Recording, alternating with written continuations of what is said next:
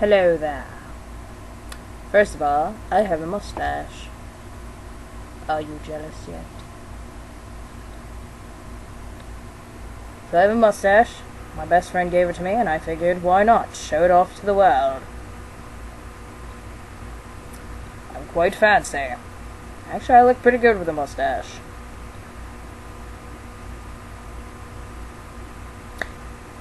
I could someday do a Jane cosplay with this. I very well might.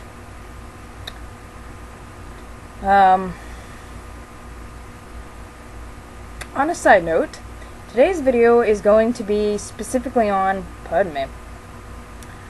cosplay. So, we all know that there are amazing cosplays that you can order off the internet, or if you're really good, making them yourselves. Or if you have really good friends, they can make them for you. However, for those of us who do not have amazing friends, talents, or money, there is a phrase that I have used since the day I've heard it called closet cosplay. Now, if you know this term, then you know how wonderful it is. Pardon me. For those of you who do not know what closet cosplaying is, allow me to elaborate.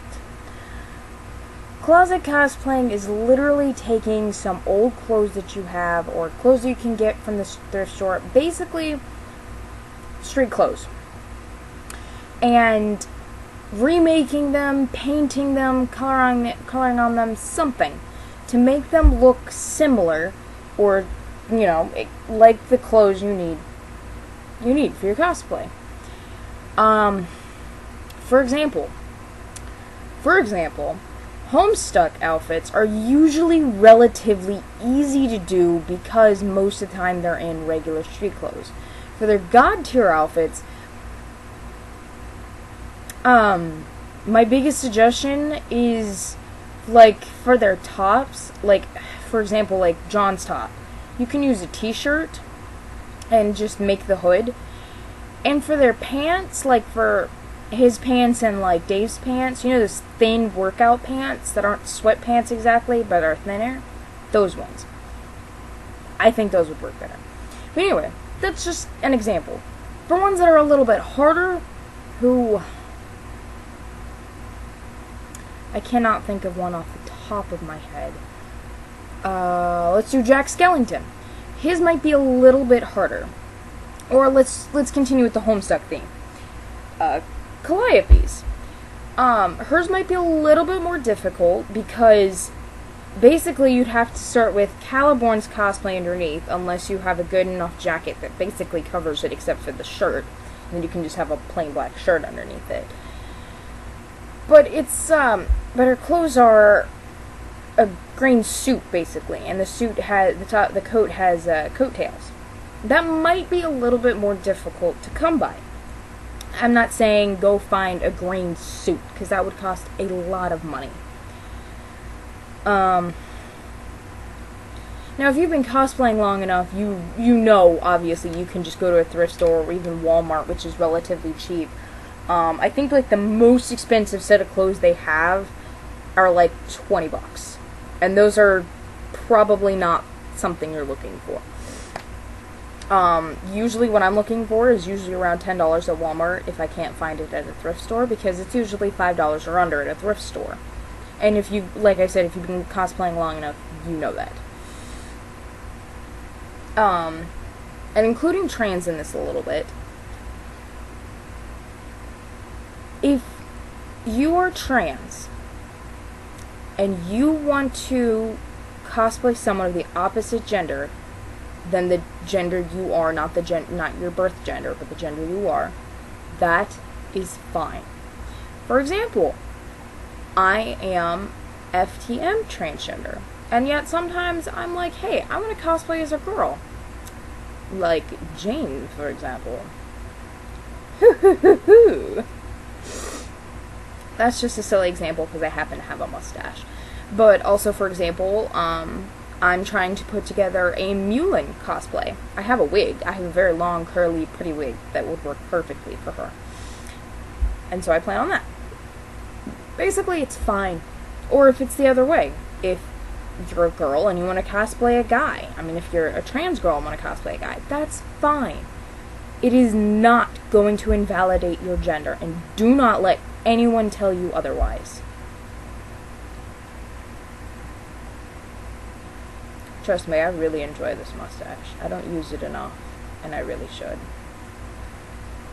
Anyway,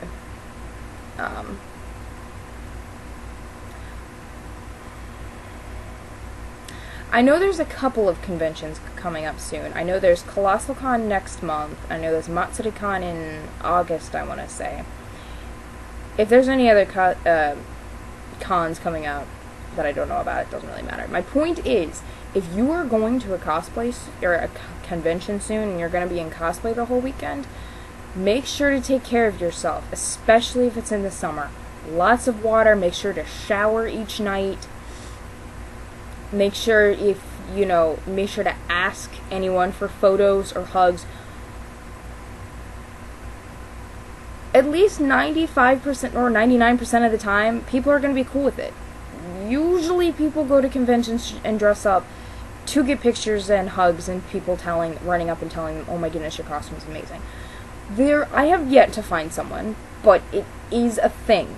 People are going to be like, no, I'm sorry, I'd rather not have my picture taken, or no, I would not rather you not give me a hug. Compliment them anyway, and leave. Do not hound them. Do not follow them around. That's creepy. You wouldn't want somebody to follow you around. And if you do, good for you. Anyway, be very careful, especially with older people if you're underage. Don't go back to their rooms. Only go to your room or rooms of people you have known before the con. Do not accept drinks from someone you do not know unless they are someone who is working at the con. And even then, be careful. You should trust them, but if they're kind of by themselves and they seem creepy and what they're doing is creepy, don't accept anything. But if they're like at a booth and they're being cool and they're offering water, go for it. Watch out for your friends, whoever you're going with. And that's another thing. Go with someone, if at all possible. If it's in your city and it's like a short drive from your house, okay, have fun, make friends. But if you're from farther away, be with friends. I just smacked myself in my face with my mustache. Lovely.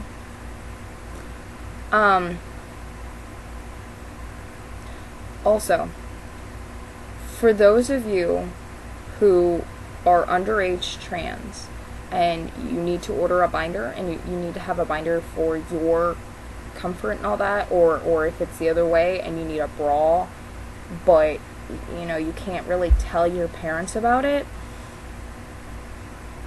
my biggest suggestion is to say it, or if you have to tell them because either they're going to find it or you have to order it and it has to be delivered to your house, tell them it's for a cosplay.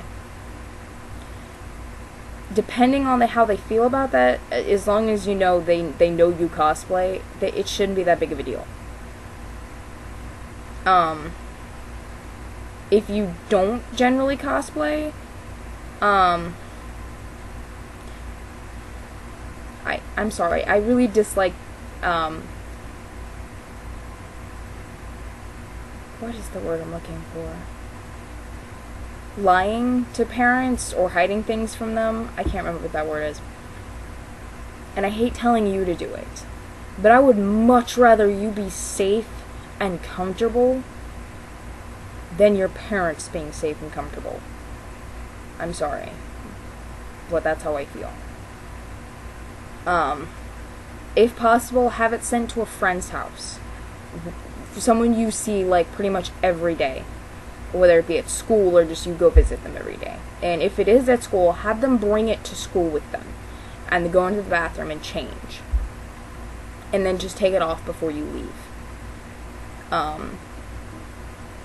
If it's something like, if your parents are really, really not great and go through your stuff, have your friend hold on to it. And thank them profusely.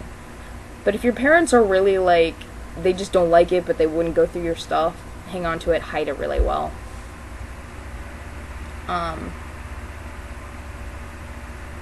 And be really careful.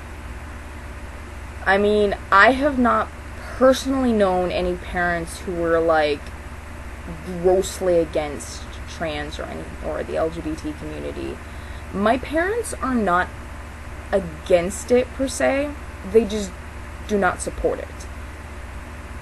But, I found out recently my dad knows a couple of trans women. And that's wonderful. I wonder why he knew it. Anyway. So that's really cool. They don't necessarily support it. They support what makes people happy. And that is, like, the best thing parents could do. That's the best thing they've done for me for years. Is just support me being happy. If I'm happy, they're happy. If, you know, I'm happy, but it's very detrimental to my health or someone else's health, they're gonna try to stop me. The point is, I don't know any parents who are against all that to the point where they would hurt you or kick you out or abuse you.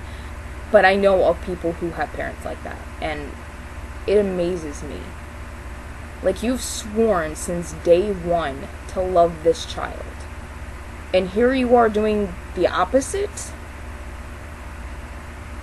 I mean, not necessarily supporting you, like going out and buying you things, although that would be nice.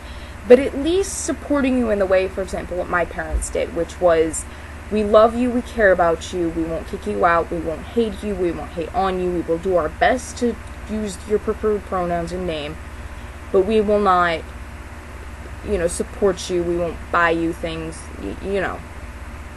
If my insurance, which it does, if my insurance didn't cover, you know, my future, like getting a top surgery and hormones and stuff, they wouldn't.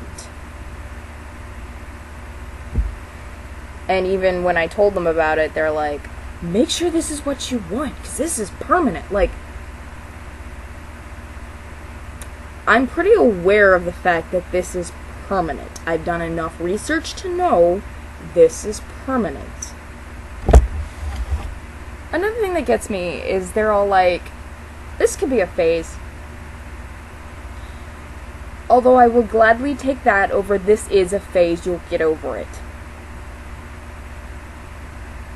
So for those of you who have parents that are like that, who say it's a phase, who are so against it that they would hurt you if they found out, verbally or physically, I'm sorry that you have parents like that. I'm sorry that they have trouble showing their love to you in a proper way. I know this is coming from a complete stranger, but please know I love you and I care about you. If you need someone to talk to, as I guess I can't be a parental figure, but I can be a big brother figure. If you need someone like that in your life, or even a little brother if you're older than me, I'm 21, so if you're older than me, that's fine too. If you just need someone who wants to listen to you and help you, I mean, I don't give the best advice, but, I mean, I can give you advice, even if a little bit. Anyway, if you have anything like that, message me, either on Tumblr or Skype, you know, please, I'll be here for you. I promise. Mwah. Bye, guys. Remember that your gender is always valid, and I hope you guys have a wonderful day.